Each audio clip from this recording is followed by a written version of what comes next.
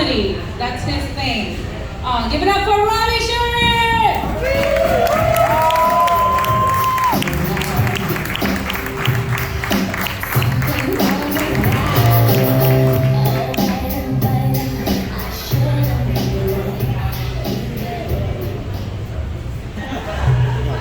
Alright, how's everybody doing tonight?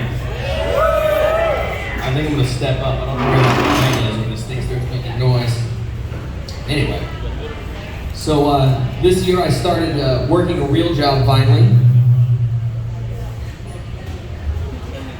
And so I had to go through some HR training. And basically I had to go through, and they have these scripts that they write. And they have actors that they hire to act out these situations, and basically you have to watch, and at the end you have to say whether or not that is appropriate workplace behavior or not. And so after about 3 hours of watching these scenes and sorting them out, selecting appropriate or not appropriate, I finally decided to ask my manager exactly how long this training lasted. And so she looked up from her desk and she said, oh, well, each module basically just asks you questions until you get one right. So after I finished the 3-day sexual harassment training module, I decided to send an email to HR and ask them if I could be a part of writing the scripts for these scenes. Because I felt like a few of them were a little dry, right? They weren't that exciting. And I feel like in several of the cases, I was grossly misquoted. Speaking of being fired soon, do you guys think they're gonna get rid of all the canine dogs that were trained before weed was legalized? Because you can't just have a dog that alerts on every single person on April 20th. That guy right there, that was him too. Then everybody. This dog's just freaking out, losing its mind. Finally they have to just all right, put him back in the kennel. We can't take him out any longer. But could you imagine adopting one of the dogs that was dismissed from the program, and he's just staring at you on a Saturday night you belong in jail, motherfucker. You are despicable. Ooh, nachos. You are despicable. Speaking of despicable, did anyone watch that new Minions movie? We got some parents in the house. Somebody took their kids to it. I went and saw it about a week ago, and I noticed something interesting. So the first Minions movie, they kind of set the tone where these little yellow creatures, they try and find the most evil person on the planet. And they just follow him, and they kind of they're that guy's minions. So in the first movie, they're following a T-Rex around, they follow Genghis Khan for a while, right? But then they pulled a little trick on us. The minions spend 60 years in an ice cave, coincidentally during World War II. We know what you did there, DreamWorks. We know what you stole from us. I really want to see it now. I want to see the Nazi minions. They change out of those overalls. They got the little Hitler Youth outfits on, right? Little mustaches that they stick on their faces. They're in the hallways in Germany, pushing and shoving each other. And then a guy walks in and they go, "Oh, banana!" Just understand what DreamWorks stole from you. All right, that's all I'm saying. Since I brought up DreamWorks and brought up the Nazis a little bit, we should probably talk about the other anti-Semite with the signature mustache, Walt Disney.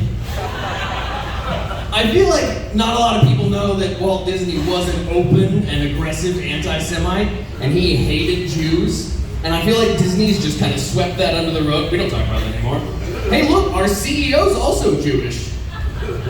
And I'm kind of curious because when Walt Disney died, it was part of his will that he wanted to be frozen and reanimated when science catches up.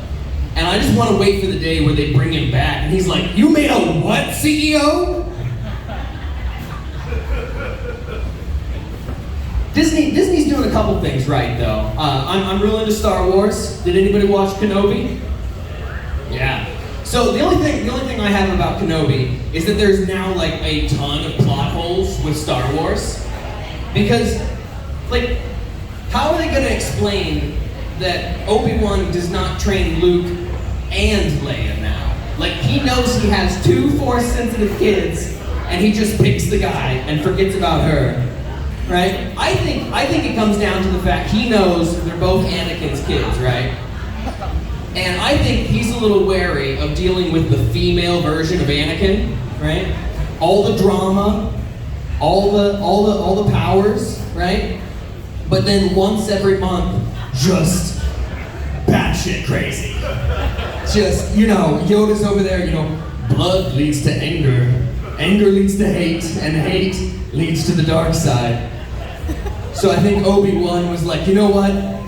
I'm gonna stick with the hick farmer, right? With the emotional range of a potato, and we're gonna let Leia just play princess.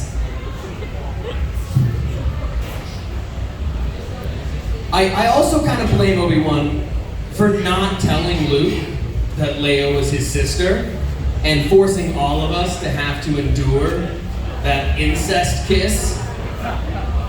I honestly, I'm actually really upset because now it's like in the movies he knows that's his sister and he still says nothing before they go rescue her.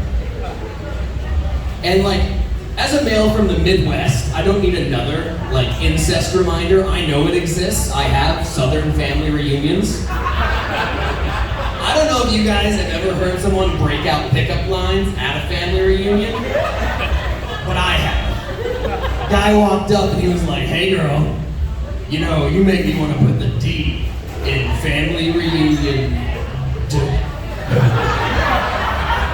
And I was like, "Hey man, are you okay? Did you have a stroke? Do you realize everyone here is related to you?" And he was like, "Hey, cousins are like baseball. 3 out, and you're good to be in the dugout." And for me, I was like, okay, how did you go from the worst pickup line I've ever heard to just having that analogy on deck? How often do you do this, that you just had the perfect scenario lined up? You're like, baseball. Just using that just to justify your incest. Insane. I'm so glad that my parents moved out west. I couldn't imagine growing up there. We do go back to visit every now and then. Actually, next week we're going to be in Tennessee visiting my grandma. And my grandma's health is going downhill a little bit, right? She has dementia setting in, and she's now fully blind, right? The doctor actually said that she's been blind for 2 years now. But fun fact, she stopped driving 2 months ago. Can you imagine the confidence it takes? She's driving on memory, and nobody noticed for 2 years. The doctor told her, "Hey, you're blind," and then she drove home.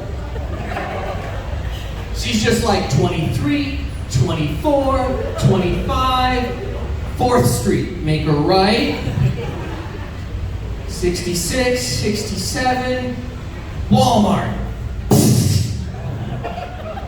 Crazy part, she was at Walmart. She crashed into a shopping cart that was in her handicap parking spot. She was in the right spot, but somebody left a shopping cart there, and I think we can all agree that that accident is the shopping cart's fault. And now the shopping cart's bent, and it doesn't really go straight anymore, so it is now a handicapped shopping cart. One plus to my grandma going blind is that now it's a lot harder for her to be racist in public because everybody's black. So I like to kind of fuck with her every now and then, and I'll like break out some street slang like, "Yo, yo, G, how's it hanging?" And she'll be like, "Come here, let me feel your lips." I'm like, "Oh shit, grandma, touche, touche."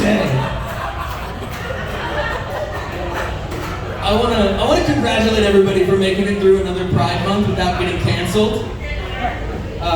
It's great. The only thing, every time Pride Month comes around, I see all the rainbows everywhere. It kind of reminds me of like Sunday school, but not like that. Just because like the story of Noah, right? The rainbow, basically meaning there's not going to be any more floods, right? The one thing though, as a kid, I was like, no, that makes sense. Yeah, no, the rainbow definitely means no more floods. But like as an adult now, thinking back, it's like, did he clarify? Like, did he make sure that's what that meant? Or did he just look up and be like, nah, see that? No more floods. That's what that means. Because I feel like God came down and expressly told me, hey, yo, dude, you need to build a boat big. Here's exactly what you need to build. Gave him the numbers, the width, the height, length, everything. So if he doesn't come back when it's over, it's like, hey, just so you know, that's over now. Like, that's kind of a dick move. The other thing I was thinking about is, if he just didn't tell him, he's like, he'll figure it out, rainbow, right? And Noah's just sitting there, looking up at the first rainbow that's ever existed. And if it's not the first rainbow that's ever existed, that's a whole other can of worms. But he's looking up at the first rainbow that there's ever been, and he's just like, all right, that's new. Looking around at his family, right? Perfectly even number of men and women. Looking back up, I think God wants us to be gay now. God's up at him. Oh shit! No! Hey! I need to pop down here for a second. Just let you know that is not what that means. That means no more floods. All right, that's what that means. No gay. Stop that. We got rid of all the sodomites with the flood. No more of that. All right. You know what? Matter of fact, let me just write this down. All right. Rainbow means no more floods, no more gays, no more abortions, no more condoms. All right? Got that? All right. I'm going to check back in on you in about 2,000 years. All right. Bye. And meanwhile, Noah's there with his chisel, like, rainbows means no floods. What was the rest of it? God? And that's all we know now. Thank you guys. I've been Robby Cherry.